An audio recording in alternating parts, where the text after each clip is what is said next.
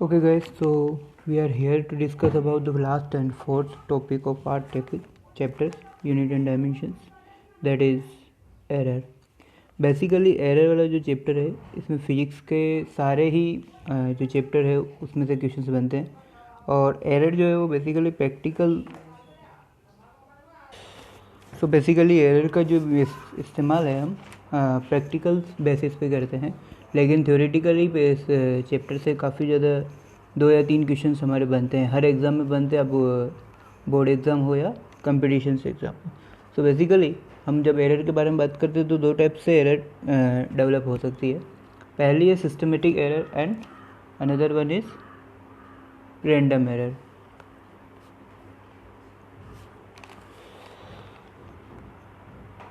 पहली है systematic error and another one is random error.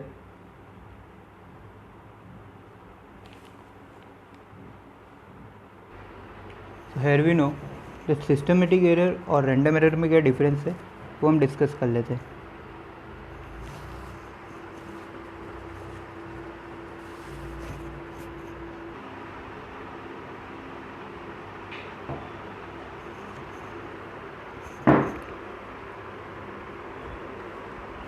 So basically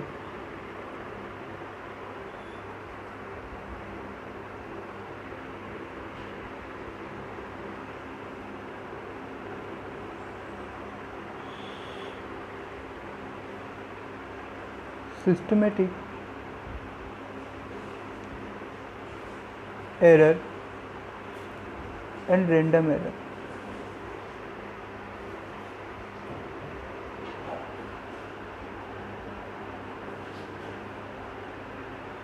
systematic error and random error. Systematic error का जो cause है वो हमें पता होता है, जिसका कॉज है किस रीज़न से उस सिस्टमेटिक एरर डेवलप हुई है वो हमें नोन होता है, लेकिन रैंडम एरर का जो मेन रीज़न है वो हमें मोस्टली अननोन ही होता है, वो हमें पता नहीं होता है कि जो सिस्टमेटिक रैंडम एरर है वो किस वजह से डेवलप हुई है अपने इंस्ट्रूमेंट में। बट सिस्टमेटिक एरर का मतलब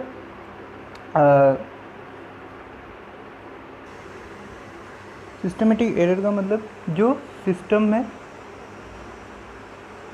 की वजह से डेवलप हुई हो, लाइक किसी इंस्ट्रूमेंट में फॉल्ट हो या इंस्ट्रूमेंट का जो सेटअप है वो सही नहीं हो।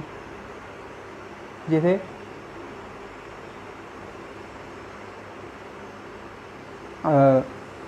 अब हम जब किसी भी पेंडुलम का टाइम पीरियड कैलकुलेट करते हैं, टाइम पीरियड तो टाइम पीरियड मेज़र करने के साथ साथ हम एयर रेजिस्टेंस को भूल जाते हैं। दैट्स वाई अलग अलग प्लैनेट पर अलग अलग एयर रेजिस्टेंस होने की वजह से हमारा जो टाइम पीरियड है वो अलग अलग आता है। इसी तरह यहाँ पर जो सेम पेंडुलम के लिए जो अलग अलग प्लैनेट के लिए अलग अलग टाइम पीरियड आता है उसमें एरर आएगी, और वो जो एरर होती है वो एयर रेजिस्टेंस के कारण होती है। तो हम एयर रेजिस्टेंस को कभी कभी प्लस या माइनस कर देते हैं, ठीक है। रैंडम एरर का रीज़न हमें अननोन होता है, लाइक कोई भी हम लेंथ मेज़र कर रहे हैं, मान लो ये पाइप है और इस पाइप की मुझे लेंथ मेज़र करनी है। अब इस एक पाइप की एक्चुअल लेंथ है 5 सेंटीमीटर, बट कोई बच्चा 4.98 मेज़र करता है, कोई बच्चा 5.11 मेज़र करता है, तो दैट्स हिज प्रॉब्लम, ये उसकी गलती है। और इस रैंडम एरर को रिमूव करने के लिए हम क्या कर सकते हैं, नंबर ऑफ मेजरमेंट्स बढ़ा सकते हैं।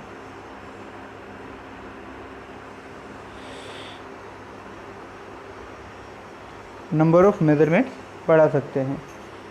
मेज़रमेंट जितने ज़्यादा होंगे उतनी ही जो रैंडम एरर है वो कम डेवलप होगी। So these are the basic 2 types of error. That's mean कि एरर डेवलप कैसे हो सकती है उस बिहाफ पर हमने 2 पार्ट्स में हमने एरर को डिवाइड किया हुआ है। The one is systematic error and another one is the random error. Okay, so but now the next topic is, according to your sheet, is measurement.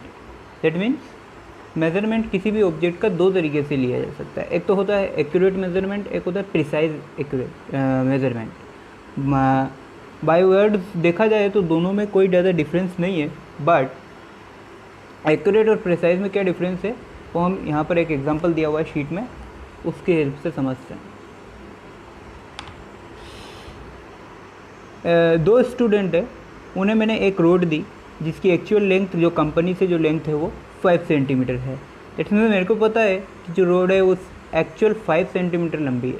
Okay, अब मैंने दोनों को अलग अलग स्केल दिए और दोनों को उस रोड की मेज़रमेंट करने के लिए बोला।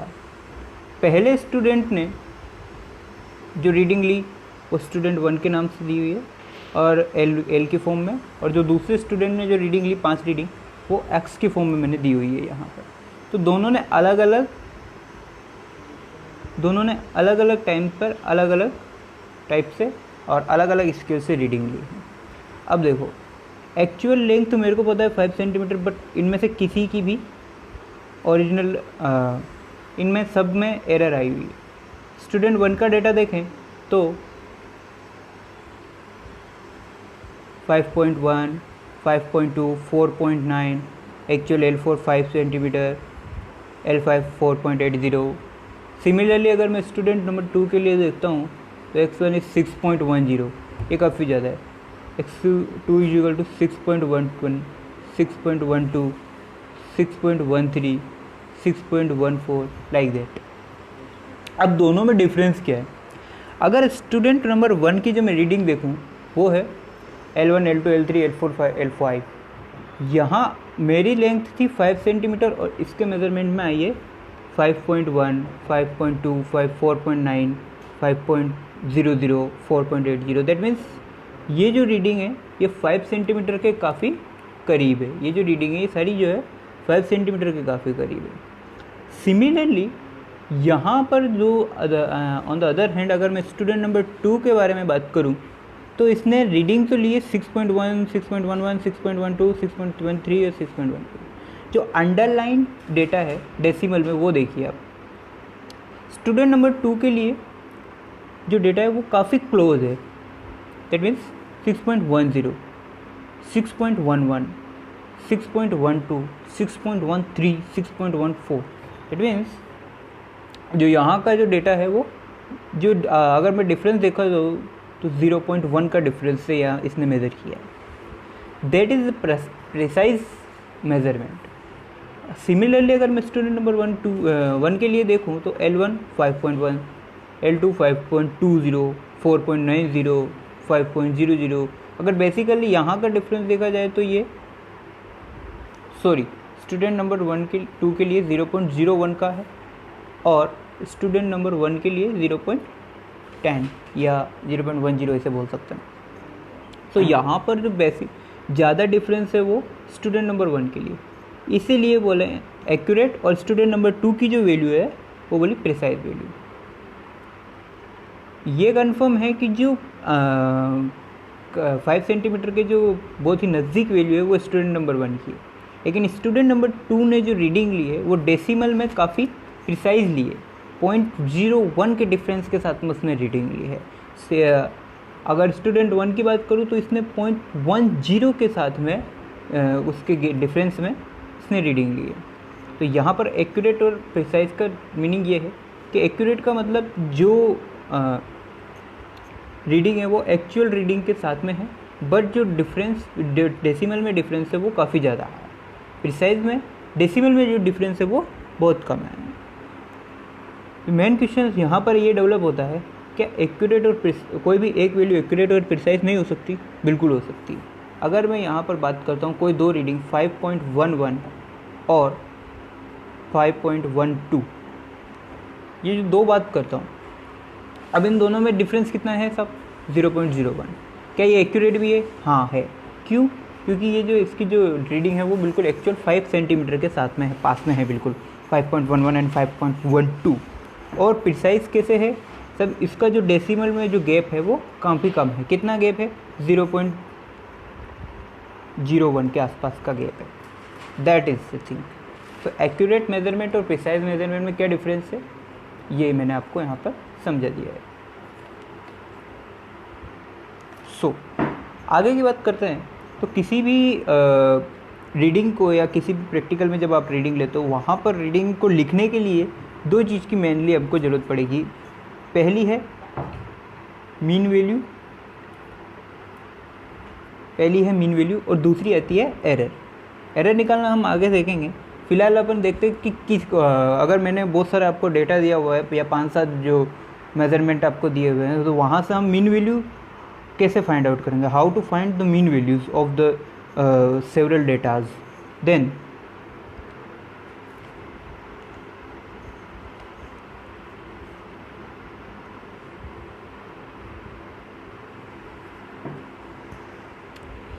यहाँ पर वापस से सेम केस लिया मैंने, सेम एग्जांपल लिया है, और वापस से सेम 5 रीडिंग्स मेरे पास दी हुई है, 5.10, 5.20, 5.30, 5.00, 5.40। एक बच्चा मेरे पास ये पांचों रीडिंग लेकर आया कि सर मैंने इस तरीके से रोड की लेंथ मेज़र करी है, अब मेरे को बताओ कि मैं आंसर में कौन सी लेंथ लिखूँ। ये वाला जो केस है ये बहुत डिफ़िकल्ट है। उसने 5 एक बार स्केल मेज़र किया 5.10, another time 5.2, another time 5.3, next 5.00, 5.40। Actual length मुझे पता है, लेकिन बच्चे को नहीं पता है कि जो रोड की लेंथ है वो कितनी है। तो बच्चा क्या करेगा, कौन सी लेंथ लिखूँ सर, तो आंसर में आएगी वो कौन सी लेंथ लिखूँ। तो मैंने उसको बोला, मैं क्या, इसकी मीन वैल्यू निकाल ले, मीन वैल्यू निकाल ले उसे वो, या अगर वो और काफ़ी अच्छे शब्दों में बोला जाए तो एक्यूरेट वैल्यू निकाल ले, एक्यूरेट वैल्यू और मीन वैल्यू, एक्यूरेट वैल्यू और मीन वैल्यू। इसे मैंने क्या बोला कि डेल्टा एक्स, इसे बेसिकली बुक्स में डेल्टा एक्स के थ्रू लिखा जाता है, या और अगर बोलूँ तो एक्स बार के थ्रू लिखा जाता है, सॉरी एक्स बार के थ्रू लिखा जाता है।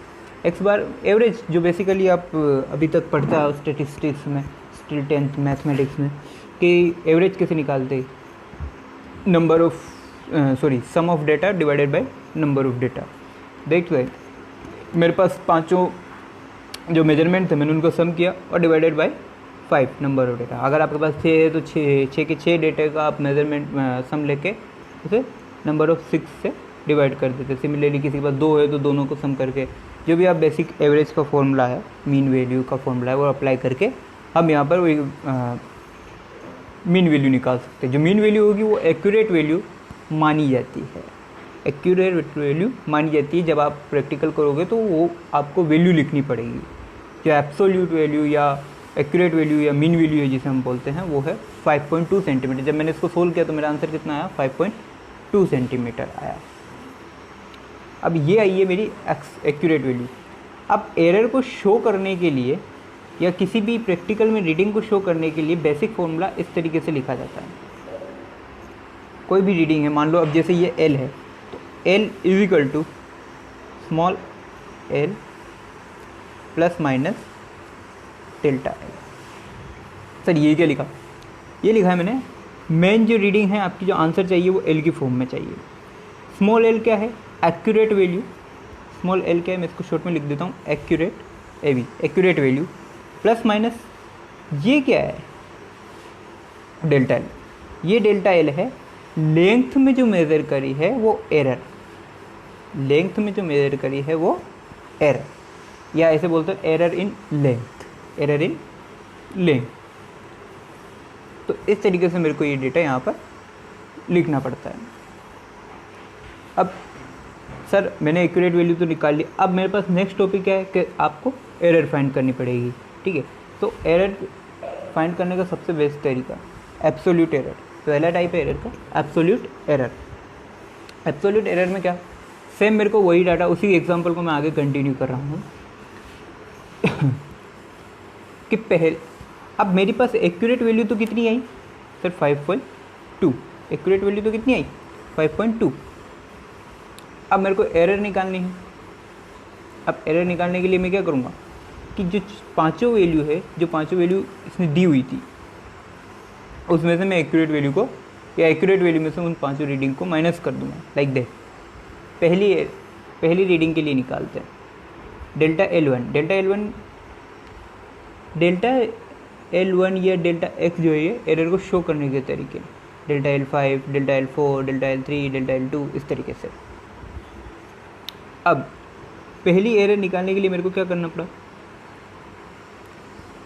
जो एक्यूरेट वैल्यू आई थी उसमें से फर्स्ट वाली रीडिंग को माइनस कर दिया। जैसे मेरी L1 थी 5.10, तो मैंने जो एक्यूरेट वैल्यू आई थी 5.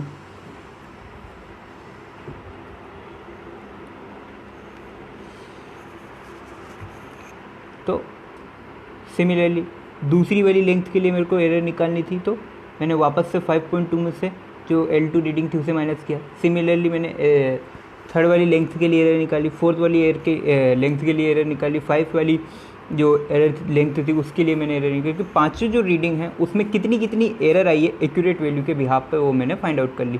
सो डेल्टा L1 जो फर्स्ट वाली जो लेंथ मेजर करी थी बच्चे ने 5.10, उसके लिए कितनी आई 0.10, 0.00, 0 माइनस। हाँ एक बात और, एब्सोल्यूट एरर माइनस में भी आ सकती है, जैसे यहाँ पर आई है डेल्टा L3 और डेल्टा L5 में। देखिए आप एरर, एब्सोल्यूट एरर जो है वो इंडिविजुअली माइनस में आ सकती है, लेकिन हमेशा एक बात ध्यान रखनी है कि कभी भी आप रीडिंग लोगे या रीडिंग लिखोगे तो मोस्टली जो सारे केसेस हैं उसमें एरर को हमेशा ऐड करते हैं, एरर को कभी माइनस नहीं किया जा सकता, क्योंकि एरर हमेशा इंक्रीज़ होती है, एरर हमेशा इंक्रीज़ होती है। मान लो मैंने कि एक रेक्टेंगल फील्ड है, वहाँ जाके मैं बोलता हूँ एक बच्चे को कि तू लेंथ मेज़र करके आ, और दूसरे बच्चे को बोलता हूँ कि तू विड्थ मेज़र करके आ।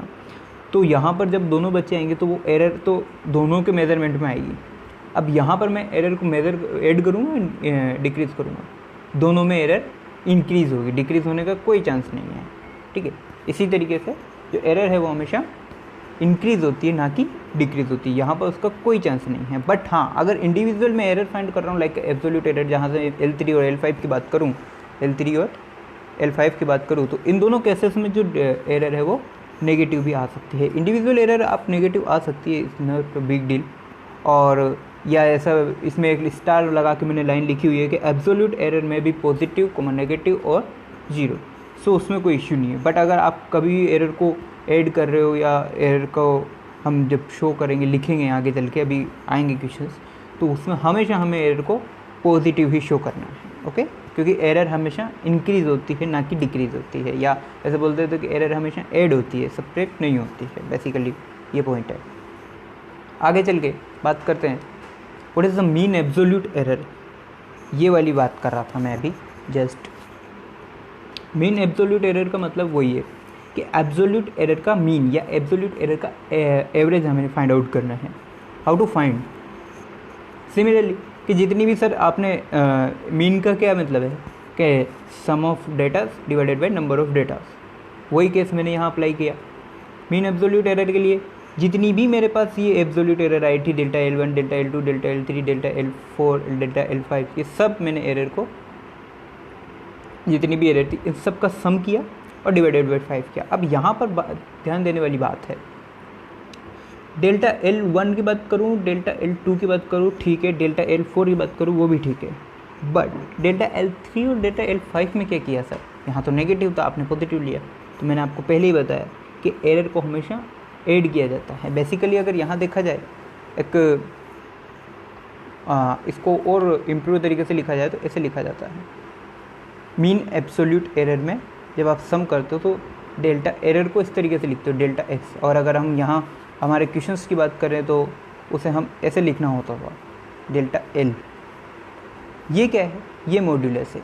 मॉड्यूलस के अंदर, मॉड्यूलस का काम क्या है कि बेसिकली अगर अभी हम फिलहाल के नॉलेज के लिए जान लें, आगे आप 11th में पढ़ लोगे मॉड्यूलस फंक्शन जब पढ़ोगे तब, तो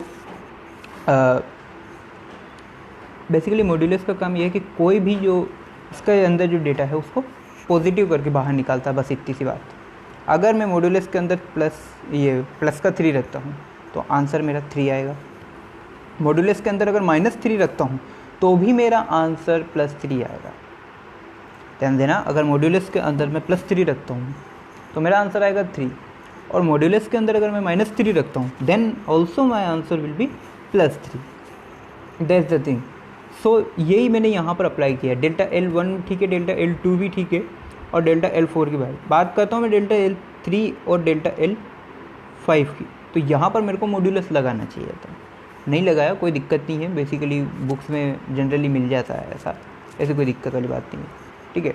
तो एरर रखने के लिए हमें हमेशा यहाँ पर प्लस रखना पड़ेगा। तो देखो मैंने क्या किया, 0.10 ये L1 की वैल्यू, डेल्टा L2 की वैल्यू 0.0, यहाँ कोई एरर नहीं थी। डेल्टा L3 की आई थी -0.10, और मैंने यहाँ रखी +0.10। ध्यान देना क्यों, क्योंकि मैंने इसको मॉड्यूलस में पहले ही कन्वर्ट कर लिया है। सिमिलरली डेल्टा L4 हो गया, और डेल्टा L5 के बाद वापस से सेम -0.20, और मैंने यहाँ पर रखी है +0.20, ये चीज़ है। ओके, तो इसका आंसर मेरे पास आया था 0.12। तो ये थी आपकी मीन एब्सोल्यूट एरर, ये थी आपकी मीन एब्सोल्यूट एरर। आगे और बात करें तो दो टाइप्स की एरर और होती है, रिलेटिव और फ्रैक्शनल एरर, और फोर्थ टॉपिक है आपका परसेंटेज एरर। रिलेटिव और फ्रैक्शनल एरर क्या काम आएगी? फ्रैक्शनल एरर का फॉर्मूला इतना था कि जो आपने मीन एब्सोल्यूट एरर निकाली है और आपकी जो एब्सोल्यूट वैल्यू या मीन वैल्यू जो आई थी, उन दोनों का रेशियो किसके इक्वल होगा? मीन एब्सोल्यूट एरर के, या सॉरी फ्रैक्शनल एरर के होगा। जैसे डेल्टा एक्स एवरेज और एक्स। आपको बुक्स में बेसिकली फ्रैक्शनल एरर का फॉर्मूला ये देखने को मिलता है, डेल्टा एक्स बार, यानी कि जो मेज़र करा है आपने लेंथ या जो भी चीज़ आप मेज़र कर रहे हो उसमें जितनी भी एरर आई है उनका मीन एब्सोल्यूट एरर आप लोगे। देन और आपने जो मीन वैल्यू या मीन एब्सोल्यूट वैल्यू या एक्यूरेट वैल्यू जो फाइंड आउट करी हुई है वो लोगे। उन दोनों का जो रेशियो होगा वो किसके इक्वल होगा? फ्रैक्शनल एरर के इक्वल होगा। Similarly like that. The next one is percentage error. कुछ नहीं है, जो आपने फ्रैक्शनल वैल्यू ली है इसका आपको परसेंटेज निकाल देना है, जो बेसिकली हम कर लेते हैं। आपके मार्क्स का परसेंटेज भी इसी तरीके निकालते हैं। मान लो किसी बच्चे के 10 आउट ऑफ 20 आए, और मैं इसका परसेंटेज निकालने को बोलता हूँ, क्या करोगे? इसको मल्टीप्लाई बाय 100 कर दोगे। आंसर कितना आया? 50% सर। आंसर कितना आया? 50%। इस तरीके से हम परसेंटेज एरर को फाइंड आउट कर सकते हैं। ओके,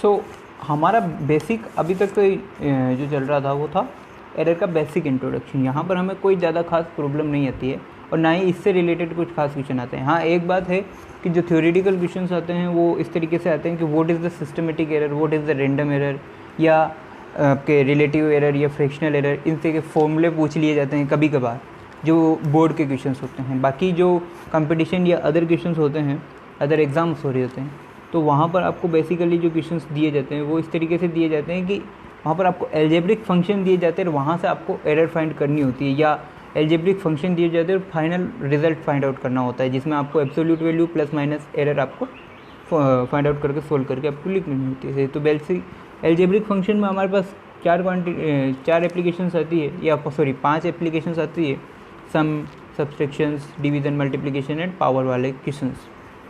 तो बेसिकली अगर हम बात करें sum of quantities, sum of quantities का मतलब, मान लो अभी जैसे मैंने यहाँ पर एक डेटा दिया हुआ है, x is equal to a plus b. a और b कोई अदर क्वांटिटीज़ है, और x उन दोनों का जो सम है वो कोई तीसरी फिजिकल क्वांटिटी यहाँ पर बनाता है। a और b जो है वो 2 अदर क्वांटिटीज़ है, और जो x है उन दोनों का सम जो है x नाम की कोई तीसरी जो है वो क्वांटिटी, फिजिकल क्वांटिटी को शो कर रहा है। अब यहाँ पर मैंने नीचे 3 डेटा दिए हुए हैं, डेल्टा ए, डेल्टा बी और delta X. Basically delta A, delta B और डेल्टा एक्स क्या है कि डेल्टा ई है absolute error in measurement of A, यानी कि ए जब आप मेज़र कर रहे थे तब जो एरर आई थी उसको हमने लिखा डेल्टा ए से। जब ए मेज़र कर रहे थे तो मान लो ए कोई लेंथ है, तो ये जब लेंथ मेज़र कर रहे थे तो वहाँ आ गया 0.05 की एरर, तो जो डेल्टा ए है वो क्या है? 0.05। सिमिलरली जब आप बी मेज़र कर रहे थे तब जो लेंथ आई वो डेल्टा बी। अब ए मेज़र किया तब भी एरर आई, और बी मेज़र किया तब भी एरर आई।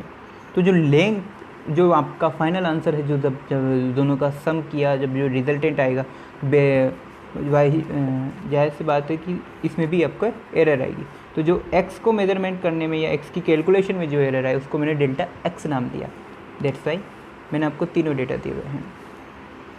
अब बेसिकली डेल्टा x को जो x को मेज़र करने में जो मैक्सिमम कितनी एरर आ सकती थी या maximum absolute error delta x के लिए, उसका फॉर्मूला ये कंप्यूटर की प्रॉब्लम की वजह से मैं क्लियर लिख नहीं पाया, उसको मैंने ऐसे लिखता है delta x is equal to plus minus delta a plus delta b। Delta x is equal to plus minus delta a, ये प्लस माइनस मैंने आगे पीछे लिखा हुआ है जबकि ये अप एंड डाउन लिखा हुआ होता है, delta a plus delta b। सो जो डेल्टा x है वो क्या होगा, जो मैक्सिमम एब्सोल्यूट एरर इन x मेजरमेंट, यानी कि x की जो कैलकुलेशन कर रही हो वो उसमें मैक्सिमम एरर कितनी आ सकती है, वो एरर क्या होगी delta a plus delta b दोनों का सम। उसके बाद में प्लस माइनस लिख के हम डेटा में लिख सकते हैं। तो कैसे करें, एक एग्जांपल लाइक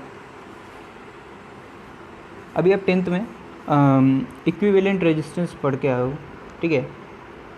फिजिक्स में आपने या साइंस में आपने पढ़ा होगा कि अगर कोई दो रेजिस्टेंस है वो सीरीज में कंबाइंड है, ठीक है। जैसे मान लो R1 is equal to 2 ohm, okay, R2 is equal to 3 ohm, है ना। अब आपसे बेसिकली ये पूछा जाता था कि अगर कोई दोनों रेजिस्टेंस जो है वो सीरीज में हैं तो उनका इक्विवेलेंट क्या होगा, तो आप क्या कर देते, R1 प्लस R2 दोनों रेजिस्टेंस को आपस में ऐड कर देते थे। अब मुझे यहाँ अगर बेसिकली अगर मैं बिना एरर के लिखूँगा तो मेरे को क्या लिखना पड़ेगा, RS is equal to 2 plus 3, sir answer आएगा आपका 5 ओम। तो जो इक्विवेलेंट रेजिस्टेंस होगा सीरीज कॉम्बिनेशन वो क्या होगा 5 ओम। बट अब मुझे यहाँ एरर के साथ में लिखना है, तो बेसिकली एरर के साथ में लिखना है तो मेरे पास R1 के लिए भी एरर निकालनी पड़ेगी जैसे डेल्टा है, R2 के लिए भी एरर निकालनी पड़ेगी लाइक डेल्टा B। जो आंसर आएगा RS या जो जैसे 5 ओम आया तो वहाँ पर भी फिर एरर आएगी जैसे डेल्टा X। तो उन दोनों को कैसे सोल्व करेंगे, लाइक दे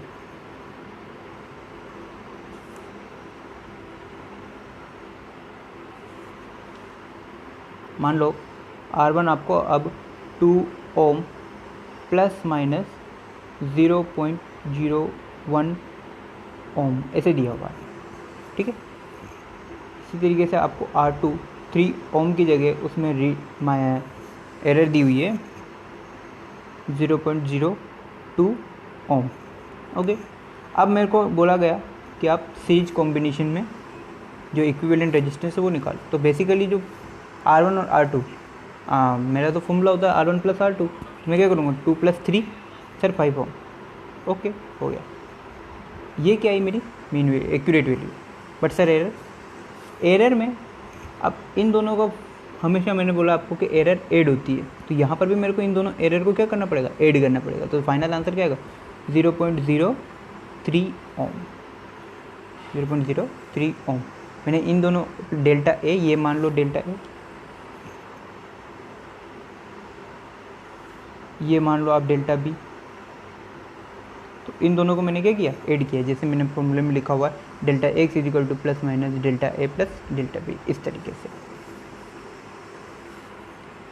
सिमिलरली अगर सम का तो ठीक है, बट अगर कोई ऐसी क्वांटिटीज आ जाए जहाँ पर डिफरेंस यूज हो रहा हो, then what will we do.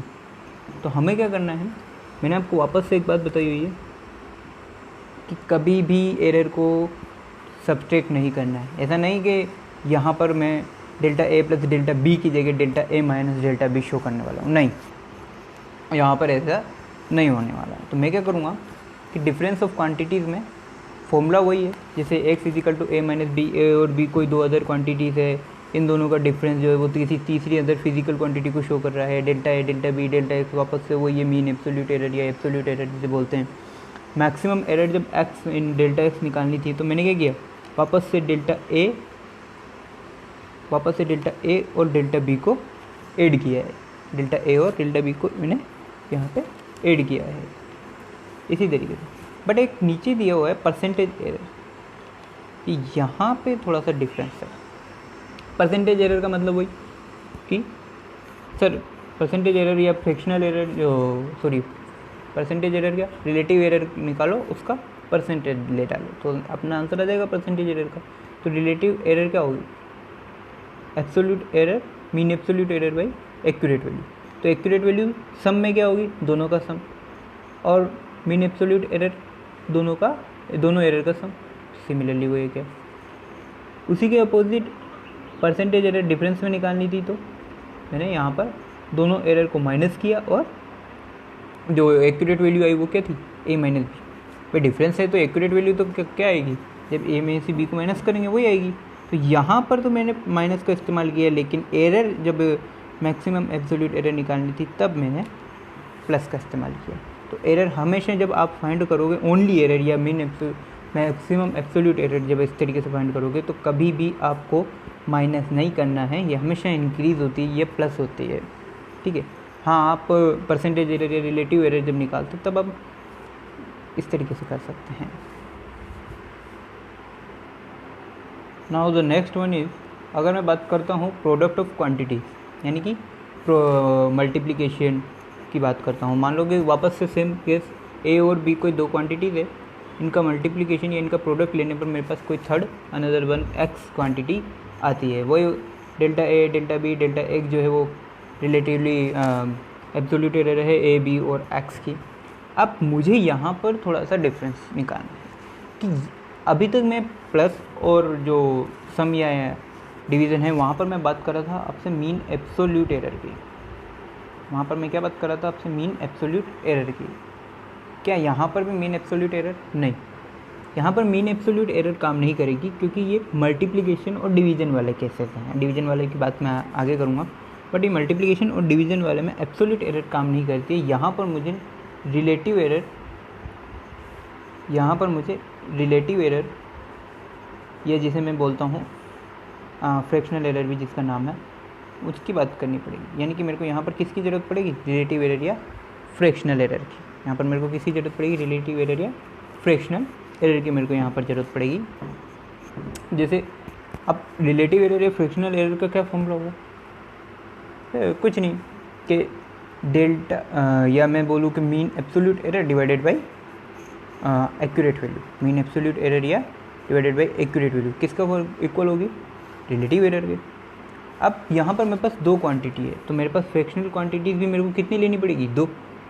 Fractional error भी मेरे को कितनी लेनी पड़ेगी, दो।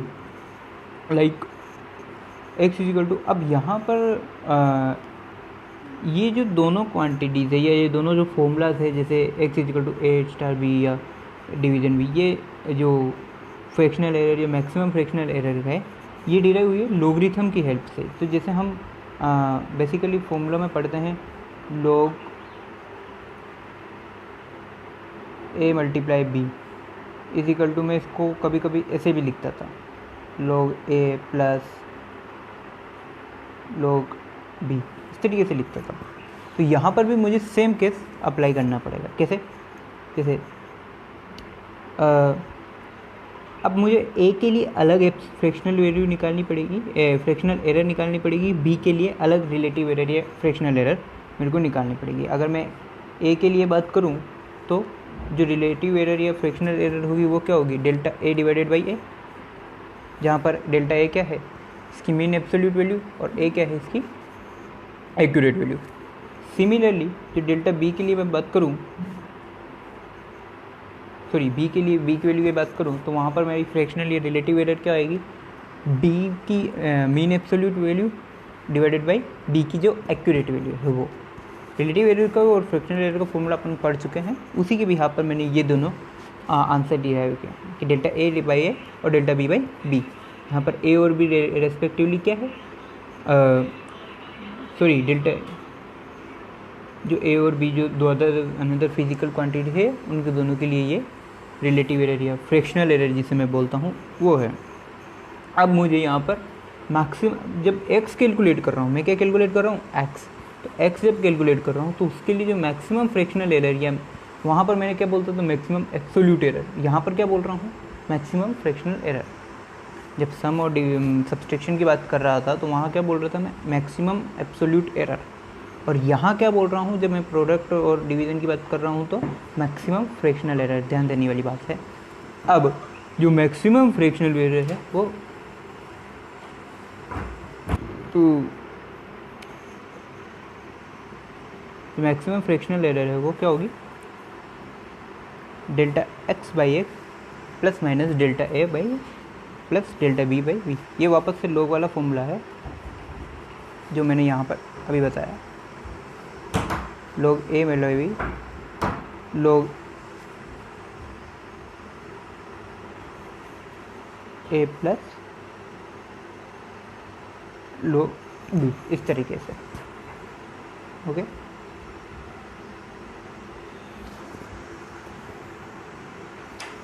सिमिलरली अब अगर मेरे को वापस से इसकी परसेंटेज एरर निकालनी है, ये तो मैंने निकाली मैक्सिमम फ्रैक्शनल एरर, अगर कोई परसेंटेज की फॉर्म में निकालनी हो तो मैं क्या करूँगा, कुछ नहीं कि डेल्टा ए बाई ए जो आपने फ्रैक्शनल एरर निकाली उसको 100 से मल्टीप्लाई कर दो, फिर परसेंटेज एरर आ जाएगी। सिमिलरली जब डिवीज़न की बात करूँगा तो भी मेरे को यही केस अप्लाई करना है, डिवीज़न और मल्टीप्लिकेशन में लगभग दोनों में सेम ही तरीके से मेरा आंसर निकलेगा, डिवीज़न और मल्टीप्लिकेशन दोनों में मेरे को सेम आंसर निकालना पड़ेगा। इसका एक क्वेश्चंस करते हैं। मान लो कि एक रेक्टेंगल फील्ड है, मैं एक बच्चे को भेजता हूँ और वो वहाँ पर जाके एक बच्चा जाता है लेंथ मेज़र करने और दूसरा बच्चा जाता है ब्रीथ मेज़र करने हैं। तो मान लो कि उसकी जो लेंथ आई उसने लेंथ के साथ में plus minus delta L, of course बात है कि एरर भी मेज़र करेगा। लेंथ आई थी उसकी 4 प्लस माइनस 0.4 मीटर, ठीक है। अब इसी की तरह उसने दूसरे बच्चे ने मेरे को ब्रीथ मेज़र करके दी, वो थी 2 प्लस माइनस 0.2 मीटर। ओके, अब इस तरीके से अब मैं उनको बोलता हूँ कि अब आप इसका एरिया फाइंड आउट करो, एरिया फाइंड आउट करो। तो एरिया फाइंड आउट करने के लिए बेसिक फॉर्मूला क्या हो sir, l into b. Area find out करने के लिए बेसिकली फॉर्मूला क्या है, area is equal to l into b. यानी कि अगर मैं एरर को छुपा दूँ, एरर की बात नहीं करूँ यहाँ पर, ये लोग एरर की बात नहीं करता हूँ, तो अब क्या करते 4 इंटू 2 मल्टीप्लाई बाई 2, आंसर आता है आपका एरिया का 8। बट यहाँ पर एरर भी है, तो अब एरर को मेज़र कैसे करें, अब एरर को तो जो आपका आंसर आप लिखोगे वो एरिया के लिए आप आंसर लिखोगे वो क्या होगा, area is equal to A plus minus delta है। आंसर क्या लिखोगे, ए प्लस माइनस डेल्टा है। ए क्या है 8, ए क्या है 8 मीटर स्क्वायर, जो आप आंसर निकाल रहे हो। ओके, जो एक्यूरेट वैल्यू है इसको अगर मैं ऐसा बात करूँ तो ए क्या है, वो एक्यूरेट वैल्यू है एरिया की जो आपने फाइंड करी है 4 multiply by 2 is equal to 8 करके। डेल्टा ए क्या है, आपने एरिया फाइंड करने में जो एरर आई है वो शो करेगी डेल्टा ए को। तो मेन मोटो फिलहाल हमारा क्या है, मेन मोटो है मेरा डेल्टा ए फाइंड करना।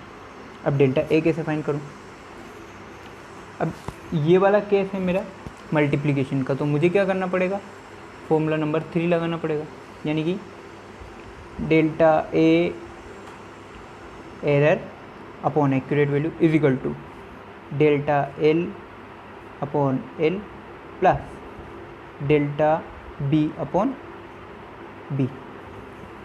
ये कैसे हुआ, सिमिलरली अभी जो मैंने कहा था delta x upon x is equal to delta a upon a plus delta b upon b, उसी फॉर्मूले में मैंने इसको पुट कर लिया। अब मेरे पास वैल्यू किसकी चाहिए, मेरे को डेल्टा ए की। क्या मेरे पास ए की वैल्यू है, हाँ ऑफकोर्स मैंने 8 फाइंड आउट करी है। डेल्टा एल की वैल्यू उन्होंने दी हुई है 0.04, एल की वैल्यू भी उन्होंने दी हुई है, डेल्टा बी की वैल्यू भी उन्होंने दी हुई है और बी की वैल्यू भी उन्होंने दी है। तो जो फिर फॉर्मूला आएगा वो क्या होगा, डेल्टा ए मेरे को फाइंड आउट करना है। ए की वैल्यू मैंने अभी सोल्व करी 8 आया। डेल्टा एल की वैल्यू उन्होंने मेरे को दी हुई थी 0.04, एल की वैल्यू 4 प्लस डेल्टा बी की वैल्यू उन्होंने मेरे को दी हुई है 0.02, बी की वैल्यू उन्होंने मेरे को दी हुई है 2। अब इन सबको सोल्व करने से क्या मैं डेल्टा ए फाइंड आउट कर सकता हूँ, ऑफकोर्स। जो मेरा डेल्टा ए आएगा वो आएगा 0.02 इन सबको सोल्व करने के बाद 0.16 आप आराम से सोल्व कर सकते हो बैठ के। तो जो आंसर आएगा वो आएगा 0.16। तो जो अब मैं एरर जो रिजल्ट एक्चुअल रिजल्ट लिखूँगा वो कैसे लिखूँगा कि area is equal to A plus minus delta A. अब ए की वैल्यू मेरे पास आई 8 प्लस माइनस ए को मेज़रमेंट करने में जो मैक्सिमम रिलेटिव एरर आई वो थी डेल्टा ए, और उसको सोल्व किया तो मेरे पास आंसर आया था 0.16। तो ये आपका एक्चुअल। इस तरीके से हम डिवीजन या मल्टीप्लिकेशंस को आराम से इस्तेमाल कर सकते हैं। और भी बहुत सारे केसेस हैं, एक केस और हम डिस्कस करते हैं। डिवीज़न और मल्टीप्लिकेशन को दोनों को एक साथ कंबाइन करके एक मान लो एज्यूम करते हैं कि कोई z एक क्वांटिटी है और वो a, b और c से इस तरीके से रिलेटिव है, यानी कि a और b आपस में मल्टीप्लिकेशन में है और c डिवीज़न में है। अब मुझे निकालनी है डेल्टा z या डेल्टा z के रेस्पेक्ट में मेरे को एरर निकालनी है। तो मैं क्या फॉर्मूला लगाऊंगा सर, ये लगा दो, delta z by z is equal to, अब सर ये दोनों तो आपस में प्लस में है, मल्टीप्लिकेशन में सॉरी, तो delta a upon a plus delta b upon b। यहाँ तक तो ठीक था। c के लिए क्या करूँ, माइनस? नहीं, क्यों? c तो डिवीज़न में है। अब ये दोनों प्लस मल्टीप्लिकेशन में थे तो इन दोनों का प्लस किया, ये तो समझ में आता है। c का क्या करें, c भी डिवीज़न में है, तो डिवीज़न में होने वाले को भी हम एरर की फॉर्म में प्लस में लिखते हैं। एरर को कभी भी नेगेटिव नहीं लिखा जाता या मैं उसको डिक्रीज़ नहीं कर, तो इस तरह को भी इस तरीके से मेरे को लिखूँ। सो जो आंसर आएगा वो आएगा delta z by z is equal to delta a plus upon a plus delta b upon b plus delta c upon c। इस तरीके से हम डिवीज़न वाले क्वेश्चंस को भी सॉल्व आराम से कर सकते हैं। तो ये दोनों तो थी प्रोडक्ट और डिवीज़न की क्लासेस। अब मैं बात करता हूँ कि अगर कोई मेरे पास, अगर मान लीजिए कि एल्जेब्रिक फंक्शंस में बहुत सारे फंक्शंस ऐसे होते हैं जो पावर वाले होते हैं। पावर वाले इन द सेंस जैसे x की पावर 2, x की पावर 3, या अगर मैं आपके काइनेटिक एनर्जी का फॉर्मूला बात करते हैं जैसे उसकी, तो काइनेटिक एनर्जी के फॉर्मूले को मैं इस तरीके से लिखता हूँ, आपने पढ़ा होगा 9th स्टैंडर्ड में, kinetic energy equal to half of m into v square. Square मतलब v की पावर 2। m और v को तो आप लिख सकते थे कि delta m upon v, sorry delta m upon m plus delta v upon v। Square का क्या करोगे, जो स्क्वायर आया या जो पावर वाले फंक्शन है उसको को किस तरीके से सोल्व करें, तो उसको सोल्व करने के लिए मैंने आपको यहाँ पर ये एक मान लो x इज इक्वल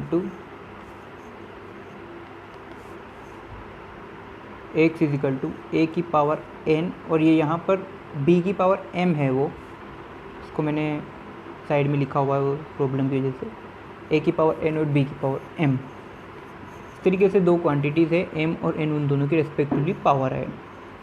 अब इसको एरर में कैसे शो करूँगा, तो मैं जैसे हम वापस से इसको भी लॉगरिथम वाले फंक्शन से सोल्व करते हैं कि अगर मैं आपको जनरली बात करूँ तो log x की पावर 2, तो इसको मैं आगे सोल्व करके क्या लिख सकता हूँ, ये वाली 2 वाली जो पावर है ये फंक्शन के आगे आती है, 2 मल्टीप्लाई बाय log x, इस तरीके से लिख सकता हूँ। log ऑफ x स्क्वायर को मैं क्या लिख सकता हूँ, 2 मल्टीप्लाई और log ऑफ x, इस तरीके से इसको लिख सकता हूँ। सिमिलरली मेरे को एरर में भी यही करना है कि जो पावर है उनको आगे लेना है और जो मेन क्वांटिटी है उसको अभी तक जैसे सोल्व करते हैं वैसे करेंगे। अगर a और b डिवीज़न में है तो आप क्या लिखोगे, डेल्टा x, अगर ये मान लो पावर नहीं होती और a अपॉन b होता तो क्या लिखते हैं, delta x upon x is equal to delta a upon a plus delta b upon b, मैं ये लिखता। लेकिन अब पावर भी है, a की पावर n है और b की पावर m है, तो मैं क्या करूँगा, वापस से लॉगरिथम वाला फंक्शन, यानी कि n क्या आ जाएगा, इस पूरे क्वांटिटी के आगे आ जाएगा, यानी कि n को यहाँ लिखूँगा, n multiply by delta a upon a। Similarly m multiply by, इसको यहाँ लिख देता हूँ, m multiply by delta b upon b। इस तरीके से मैं जैसे लॉगरिथम में 2x स्क्वायर के 2 को आगे लाया, इसी तरीके से यहाँ एरर में मेरे को पावर को सबको आगे लेके आना है। और अगर इसका परसेंटेज एरर निकालना तो वापस इसको 100 से मल्टीप्लाई करो तो परसेंटेज एरर फाइंड आउट हो जाएगा। अब एक जो मैं आपको बात कर रहा था एरर वाले एरिया वाले क्वेश्चन की, वो यहाँ पर दिया हुआ है एग्जांपल के लिए।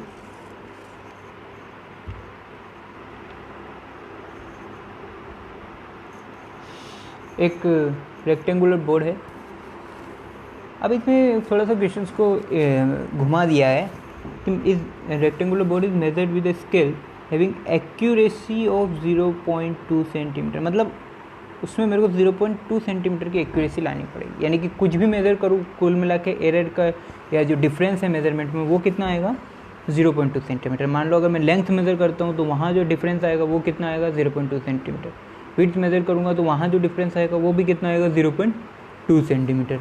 जैसे यहाँ पर उसने लेंथ मेज़र करी है 35.4 और विड्थ मेज़र करी है 18.4। तो जब मैं लेंथ एक्यूरेट लेंथ लिखना होगा मेरे को एरर की फॉर्म में, तो मैं क्या लिखूँगा L plus minus delta L, यानी कि जो डेल्टा L की वैल्यू आई वो 0.2, सिमिलरली डेल्टा B की जो वैल्यू आई वो 0.2। तरीके से मेरे को दोनों को फाइंड आउट करना है। अगर for relative error in this case we apply rule number 3, मैंने लिखा हुआ है for relative error in this case we apply rule number 3, यानी कि वापस से मेरे को क्या, अब एरिया है तो एरिया वापस से लेंथ इंटू विड्थ, यानी कि मेरे को रूल नंबर 3 यानी कि मल्टीप्लिकेशंस वाला फॉर्मूला यहाँ पर अप्लाई करना पड़ेगा। अब मुझे इसमें क्वेश्चन में पूछा find the relative error and percentage error of calculated area, यानी कि मेरे को एरिया तो फाइंड आउट करना ही है, साथ में उसकी रिलेटिव एरर क्या है वो और उसका परसेंटेज एरर क्या है वो। यानी कि अगर रिलेटिव एरर आ गई तो उसका परसेंटेज लेने में मेरे को कोई प्रॉब्लम नहीं आने वाली है। तो मेरे को सबसे पहले मेरा फर्स्ट मोटो क्या है, रिलेटिव एरर फाइंड आउट करना है। रिलेटिव एरर के लिए मैं एरिया तो आराम से ए की वैल्यू तो निकाल सकता हूँ, कैसे कि 35.4 मल्टीप्लाई बाय 18.4 जो मैंने यहाँ पर किया हुआ है। ये area is equal to length into width 35.4 multiply by 18.4, इसको मैंने यहाँ पर 651.36 सेंटीमीटर स्क्वायर, ये सेंटीमीटर स्क्वायर है। ओके, सो एरिया तो मेरे पास आ गया। अब मुझे निकालनी है मेन वैल्यू डेल्टा ए की, यानी कि रिलेटिव एरर के फाइंड आउट करने का तरीका क्या है कि sir relative error is equal to delta A by A. अब मेरे पास ए की वैल्यू है, डेल्टा ए की वैल्यू मेरे को फाइंड आउट करनी है। सिमिलर जो अभी अपन कुछ टाइम पहले क्वेश्चन किया ऊपर वही है कि delta L by L plus delta W by W, वही मैंने कैसे अप्लाई किया।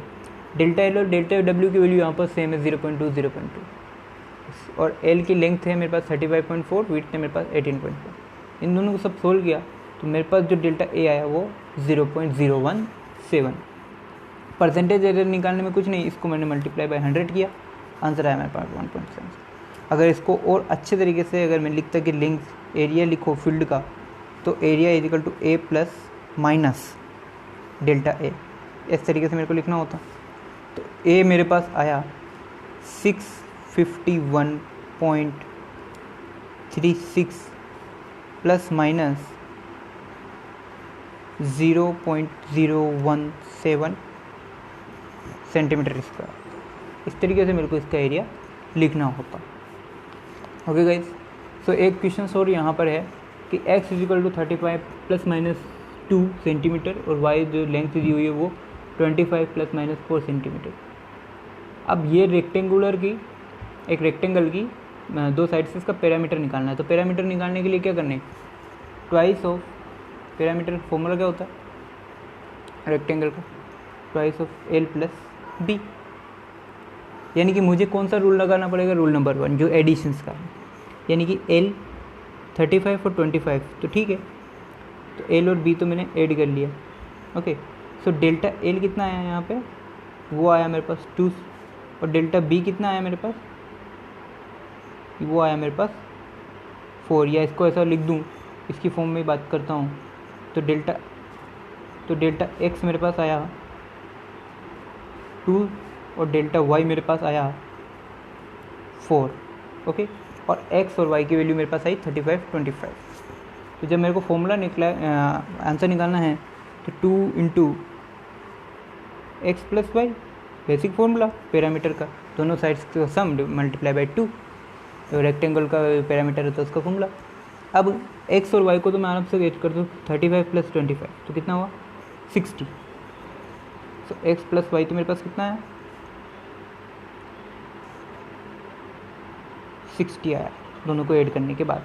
ओके, सो अब अगर मैं एरर की बात ना करूँ और सिंपल फॉर्मूला की बात करूँ तो आंसर कितना आएगा 60 × 2। बट नहीं, मेरे को यहाँ पर एरर भी ऐड करनी है, तो एरर ऐड करने के लिए मैं क्या करूँगा, दोनों को सम करूँगा या सब्सट्रैक्ट, नहीं सम।